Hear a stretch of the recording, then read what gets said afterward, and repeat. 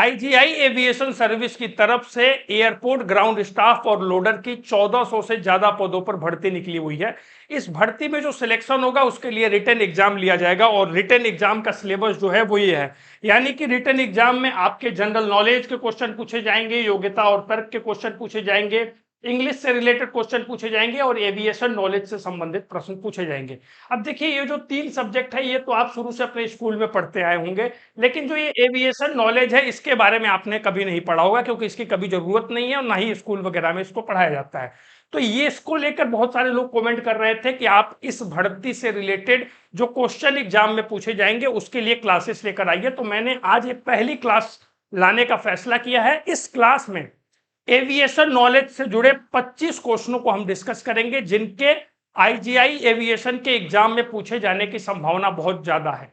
तो इस क्लास में हम 25 क्वेश्चनों को डिस्कस करेंगे। अगर आप चाहते हैं कि बाकी सब्जेक्ट के लिए भी क्लास आए या फिर इस सब्जेक्ट की और भी क्लासेस आए, एविएशन नॉलेज की और भी क्लासेस आए, तो आपको वीडियो के कमेंट बॉक्स में बताना होगा। ये पहली क्लास है, जैसा रिस्पॉन्स आप लोगों का होगा इसी के अकॉर्डिंग अगली क्लास में लेकर आऊंगा। वीडियो को बिल्कुल भी स्किप मत कीजिएगा। मेरे पुराने वाले चैनल पर कुछ टेक्निकल इशू हो गया है जिसके कारण मैं अब वहां पे वीडियो अपलोड नहीं कर सकता, तो सारी वीडियो इसी चैनल पे अपलोड होगी। तो आप लोगों के सपोर्ट की बहुत आवश्यकता है। हमारा नया चैनल है, इस चैनल को सब्सक्राइब जरूर कर लीजिएगा। बिना किसी देरी के हम वीडियो में आगे बढ़ते हैं और एविएशन नॉलेज से संबंधित 25 महत्वपूर्ण प्रश्नों को हम यहाँ पे डिस्कस करते हैं। पहला प्रश्न आपकी स्क्रीन पे है। अब देखिए, आपको प्रश्नों का उत्तर कमेंट बॉक्स में भी देना है। आपको बताना है कि 25 में से आपके कितने प्रश्न सही हुए, कितने की नॉलेज आपको पहले से थी, और साथ ही साथ आपको यह भी बताना है कि आप और अगली क्लास किस सब्जेक्ट की चाहते हैं। खैर, पहले प्रश्न पे आगे बढ़ते हैं। पहला प्रश्न है, एयर ट्रैफिक कंट्रोल जिसको एटीसी कहा जाता है उसका मुख्य कार्य क्या होता है। एयर ट्रैफिक कंट्रोल एटीसी का मुख्य कार्य क्या होता है। विमान की सफाई करना, रनवे की मरम्मत करना, विमान संचालन का नियंत्रण करना, या फिर टिकट की बुकिंग करना। क्या होता है बताइए, एटीसी का मुख्य कार्य क्या होता है। तो इसका जो सही उत्तर हो जाएगा वो हो जाएगा ऑप्शन नंबर सी। एटीसी का जो मुख्य कार्य होता है विमान संचालन की नियंत्रण करना। आपने देखा होगा कि एयरपोर्ट पे इस तरीके की एक बिल्डिंग होती है, इसी को एटीसी कहा जाता है। यहीं से विमान के उड़ान से संबंधित सारी चीजों को नियंत्रित किया जाता है। विमान किस रनवे पे उतरेगा, कौन सा विमान कितने बजे जाएगा, किसको उड़ान की परमिशन मिलेगी, किसको लैंडिंग की परमिशन मिलेगी, ये सब सारा काम किसको होता है, एटीसी का काम होता है। विमान में अगर उड़ रहा है, कोई दिक्कत आ रही है, तो पायलट किससे सपोर्ट मांगता है, किससे कनेक्ट करता है, एटीसी से करता है। तो एटीसी का जो मुख्य कार्य होता है विमान संचालन की नियंत्रण करना होता है। अगला प्रश्न है, ब्लैक बॉक्स किसके लिए उपयोग होता है। टिकट चेकिंग के लिए, रनवे की सफाई के लिए, विमान दुर्घटना की जानकारी रिकॉर्ड करने के लिए, या फिर यात्रियों की निगरानी करने के लिए। सही उत्तर कमेंट बॉक्स में बताइएगा। अभी जो अहमदाबाद में घटना हुई थी उसमें ब्लैक बॉक्स बहुत चर्चा में रहा था। तो इस प्रश्न का जो सही उत्तर हो जाएगा वो हो जाएगा option number C. Black box का जो काम होता है वो विमान दुर्घटना की जानकारी रिकॉर्ड करने के लिए होता है। ब्लैक बॉक्स कुछ इस तरीके से दिखता है, और जब घटना हो जाती है, कोई दुर्घटना हो जाती है और सभी लोग वहां पे, सभी लोगों की मृत्यु हो जाती है, तो क्या हुआ होता है उस समय पे, इस चीज को रिकॉर्ड करने के लिए ब्लैक बॉक्स लगाया जाता है। इसका जो मटेरियल होता है वो हैवी मटेरियल से बनता है, तो कितनी भी बड़ी दुर्घटना हो जाए ब्लैक बॉक्स सुरक्षित रहता है और इसमें चीजें जो है वो रिकॉर्ड हो ही रहती हैं। अगला प्रश्न है, आईसीएओ का मुख्यालय कहां पर स्थित है। आईसीएओ का मुख्यालय कहां पर स्थित है। न्यूयॉर्क में, मॉन्ट्रियल में, लंदन में, या फिर पेरिस में। सही उत्तर कमेंट बॉक्स में बताइए। इस प्रश्न का सही उत्तर ऑप्शन नंबर बी हो जाएगा। मॉन्ट्रियल में आईसीएओ का मुख्यालय स्थित है। आईसीएओ का फुल फॉर्म है इंटरनेशनल सिविल एविएशन ऑर्गेनाइजेशन, और इसका मुख्यालय कहां पर है, कनाडा के मॉन्ट्रियल शहर में। कनाडा के मॉन्ट्रियल शहर में इसका मुख्यालय स्थित है। अगला प्रश्न है, एक सामान्य यात्री विमान की औसत क्रूजिंग स्पीड कितनी होती है। 200 किलोमीटर प्रति घंटा, 500 किलोमीटर प्रति घंटा, 850 किलोमीटर प्रति घंटा, या 1500 किलोमीटर प्रति घंटा। सही उत्तर कमेंट बॉक्स में बताइएगा। एक सामान्य यात्री विमान की क्रूजिंग स्पीड कितनी होती है। तो इसका सही उत्तर हो जाएगा ऑप्शन नंबर सी, 850 किलोमीटर प्रति घंटा। जो जितने भी अधिकांश यात्री विमान होते हैं इनकी जो स्पीड होती है वो 800 घंटे से लेके 900 घंटे प्रति घंटे के हिसाब से होती है। तो इसके बीच का जो नंबर दिया हुआ था ऑप्शन नंबर सी 850 दिया होता। अगर 800 दिया होता या फिर 900 दिया होता तब भी आप उसी पे टिक लगाते।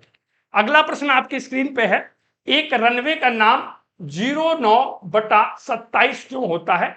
उसके क्षेत्र के कोड के अनुसार, रनवे की लंबाई के अनुसार, कंपास हेडिंग के अनुसार या फिर हवाई अड्डे के नाम के अनुसार। जब रनवे होता है जिसपे विमान दौड़ता है उसका जो नाम है वो 9/27 क्यों होता है? तो इसका सही उत्तर हो जाएगा option number C, compass heading के अनुसार ये होता है। और रनवे का जो नंबर है वो धरती के चुंबकीय उत्तर मैग्नेटिक नॉर्थ की दिशा के अनुसार तय किया जाता है, जिसे कंपास हेडिंग कहते हैं। अगला प्रश्न आपकी स्क्रीन पे है, डीजीसीए का फुल फॉर्म क्या है? डीजीसीए का फुल फॉर्म क्या है? सही उत्तर कमेंट बॉक्स में बताइएगा। तो इसका सही उत्तर हो जाएगा option number A, directorate general of civil aviation इसका फुल नाम होता है। और ये जो है भारत में नागरिक उड्डयन क्षेत्र का मुख्य नियामक निकाय है। इसका काम पूरे देश में विमानन से जुड़े सभी नियमों, सुरक्षा मानकों और लाइसेंसिंग को नियंत्रण करना होता है। कोई पायलट है उसको लाइसेंस वगैरह देना है, किसी हवाई अड्डे को लाइसेंस देना है, किस विमान को कहां उतरने का लाइसेंस मिलेगा, ये सारा काम जो है डीजीसीए करता है।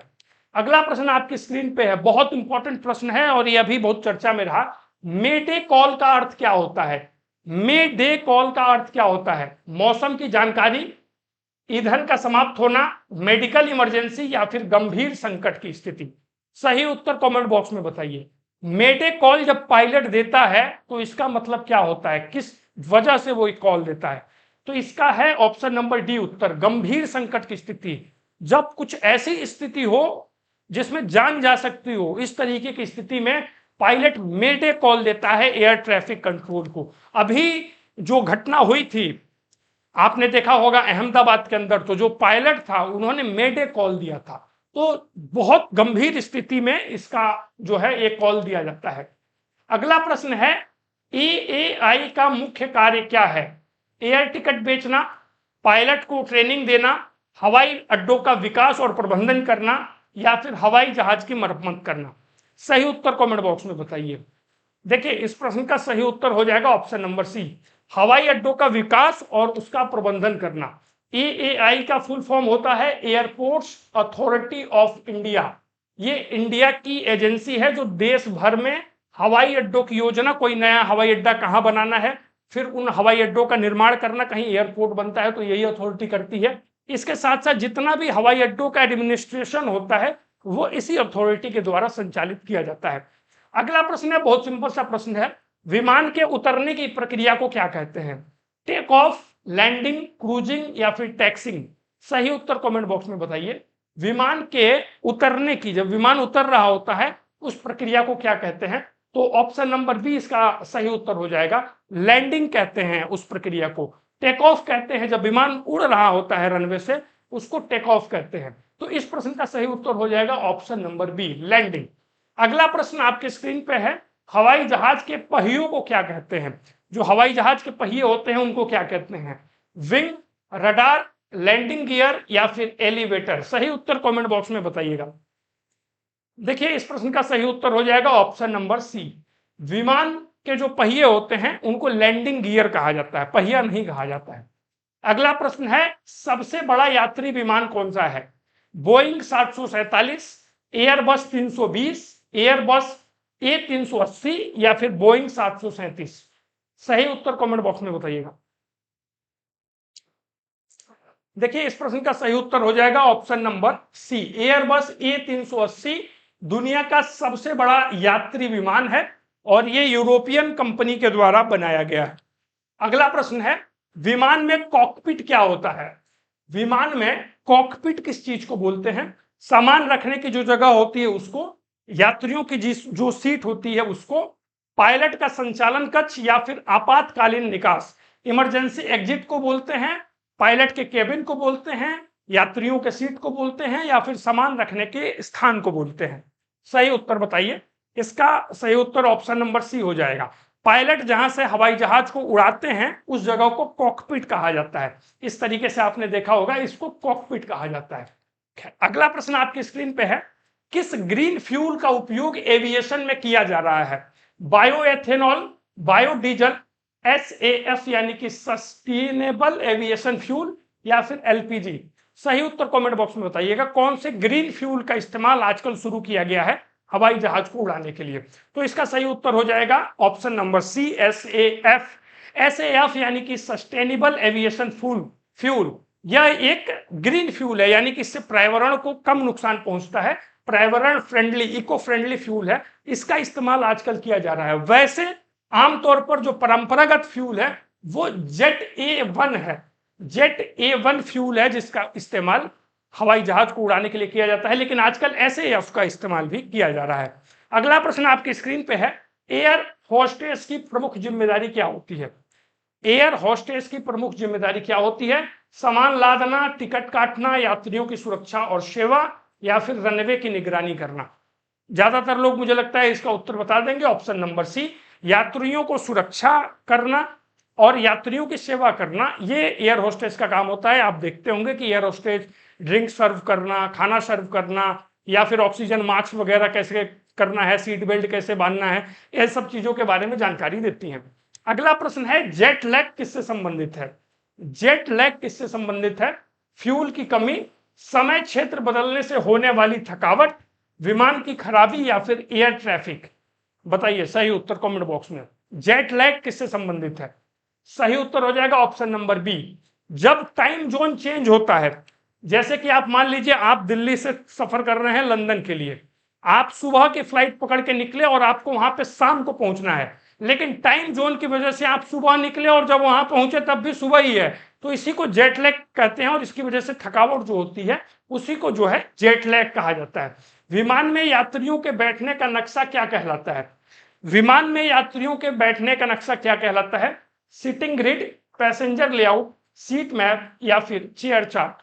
सही उत्तर कमेंट बॉक्स में बताइए। सही उत्तर हो जाएगा ऑप्शन नंबर सी, यात्रियों के बैठने के नक्शे को सीट मैप कहा जाता है। अगला प्रश्न है, IATA का फुल फॉर्म क्या है? International aviation travel agency, international air transport association, Indian air traffic authority, या फिर इंटरनेशनल एयरपोर्ट टिकटिंग एजेंसी? सही उत्तर कमेंट बॉक्स में बताइएगा। तो इसका सही उत्तर हो जाएगा option number B, international air transport association. IATA का फुल फॉर्म है, जो दुनिया भर की एयरलाइनों को प्रतिनिधित्व करने वाली एक संस्था है, जो वैश्विक हवाई यात्रा को सुरक्षित, कुशल और सुविधाजनक बनाने के लिए काम करती है। अगला प्रश्न है, विमान उड़ने से पहले किस प्रक्रिया से गुजरता है? यानी कि जब विमान दौड़ रहा होता है रनवे पे, उस प्रक्रिया को क्या कहते हैं? टर्बुलेंस, डिकम्प्रेशन, टैक्सिंग, या फिर स्टाल? सही उत्तर बताइए। जब विमान रनवे पे दौड़ रहा होता है, आसमान में उड़ने से पहले, टेक ऑफ करने से पहले, उस प्रक्रिया को क्या कहते हैं? तो ऑप्शन नंबर सी सही हो जाएगा, उस प्रक्रिया को टैक्सिंग कहा जाता है। पायलट के सहायक को क्या कहा जाता है? पायलट इंजीनियर, सह पायलट, या फिर को पायलट, फ्लाइट अटेंडेंट, या फिर ट्रैफिक कंट्रोलर? सही उत्तर कमेंट बॉक्स में बताइए। जब विमान उड़ता है तो दो पायलट होते हैं, एक मेन पायलट होता है, एक उसका हेल्पर होता है, सहायक पायलट होता है। तो उसको सहायक पायलट या फिर को पायलट कहा जाता है, जो मेन पायलट के साथ विमान उड़ाने में उनकी मदद करता है। भारत में पहला अंतरराष्ट्रीय हवाई अड्डा कौन सा था? भारत में सबसे पहला हवाई अड्डा कौन सा था? कोलकाता, दिल्ली, मुंबई, या फिर चेन्नई? सही उत्तर कमेंट बॉक्स में बताइए। सही उत्तर हो जाएगा option number C, Mumbai airport Bharat का सबसे पहला अंतरराष्ट्रीय हवाई अड्डा था। कैबिन प्रेशर का नियंत्रण किसके द्वारा किया जाता है? ग्राउंड स्टाफ के द्वारा, इंजन के द्वारा, एक ऑटोमेटिक सिस्टम के द्वारा, या फिर पायलट के द्वारा? सही उत्तर कमेंट बॉक्स में बताइए। कैबिन में जो वायुदाब होता है उसका नियंत्रण किसके द्वारा किया जाता है? तो इसका सही उत्तर हो जाएगा option number C, automated system के द्वारा। विमान के अंदर एक ऑटोमेटेड सिस्टम होता है जो केबिन के वायुदाब को नियंत्रित करता है। अगला प्रश्न है, नो फ्लाई लिस्ट में किस व्यक्ति को डाला जाता है? नो फ्लाई लिस्ट यानी कि उनको उड़ान भरने नहीं दिया जाएगा, वो हवाई जहाज से यात्रा नहीं कर सकते। कौन से ऐसे व्यक्ति होते हैं जिनको इस लिस्ट में डाला जाता है? जो पैसे नहीं देते हैं, जो बिना पासपोर्ट के होते हैं, सुरक्षा कारणों से, या फिर बुकिंग नहीं होने पर? सही उत्तर बताइए। तो देखिए जो नो फ्लाई लिस्ट होती है उसमें सुरक्षा कारणों से डाला जाता है। कोई व्यक्ति जो फ्लाइट करते हुए नुकसान पहुंचा सकता है विमान को या फिर विमान में मौजूद यात्रियों को, कोई आतंकी प्रवृत्ति का है, आपराधिक प्रवृत्ति का है, ऐसे लोगों को नो फ्लाई लिस्ट में डाल दिया जाता है। तो इसका रीजन होता है सुरक्षा कारणों से, सिक्योरिटी रीजन की वजह से डाला जाता है। रनवे की लाइट किस रंग की होती है? हरी और नीली, लाल और पीली, सफेद और पीली या फिर सफेद और नीली? सही उत्तर बताइएगा। रनवे के किनारे जो लाइटें लगी होती हैं वो किस कलर की होती हैं? ऑप्शन नंबर डी इसका सही उत्तर हो जाएगा। वो लाइटें सफेद और नीली कलर की होती हैं। भारत का सबसे बिजी एयरपोर्ट कौन सा है? जिस एयरपोर्ट पे सबसे ज्यादा ट्रैफिक रहता है वो कौन सा है? इंदिरा गांधी अंतरराष्ट्रीय हवाई अड्डा, छत्रपति शिवाजी महाराज हवाई अड्डा, नेताजी सुभाष चंद्र बोस हवाई अड्डा या केम्पे गौड़ा अंतरराष्ट्रीय हवाई अड्डा? किस हवाई अड्डे पे ट्रैफिक सबसे ज्यादा रहता है? अब आपकी जानकारी के लिए बता दूं, जो इंदिरा गांधी हवाई अड्डा है ये दिल्ली में स्थित है, छत्रपति शिवाजी महाराज हवाई अड्डा ये मुंबई में स्थित है, नेताजी सुभाष चंद्र बोस हवाई अड्डा ये कलकत्ता में स्थित है, और केम्पे गौड़ा अंतरराष्ट्रीय हवाई अड्डा जो है ये बेंगलोर में स्थित है। सबसे ज्यादा ट्रैफिक रहता है दिल्ली वाले एयरपोर्ट पे। इंदिरा गांधी अंतरराष्ट्रीय एयरपोर्ट दिल्ली पर सबसे ज्यादा ट्रैफिक रहता है, सबसे ज्यादा बिजी एयरपोर्ट है। आखिरी प्रश्न है, किस यंत्र से पायलट विमान की ऊंचाई मापता है? वो कौन सा यंत्र है जिससे पायलट विमान की ऊंचाई को मापता है? स्पीडोमीटर, अल्टीमीटर, थर्मामीटर या फिर बैरोमीटर? तो सही उत्तर इसका हो जाएगा ऑप्शन नंबर बी, अल्टीमीटर से जो पायलट होता है वो विमान की ऊंचाई को मापता है। ये क्लास आपको कैसी लगी वीडियो के कमेंट बॉक्स में बताइएगा। हमारा ये नया चैनल है तो हमें सपोर्ट करने के लिए चैनल को सब्सक्राइब जरूर कर लीजिएगा, और अगली क्लास आप चाहते हैं या फिर नहीं चाहते हैं वो भी हमें कमेंट बॉक्स में बताइएगा। मैं आपसे अगली वीडियो में मिलता हूं, तब तक के लिए धन्यवाद। जय हिंद, जय भारत।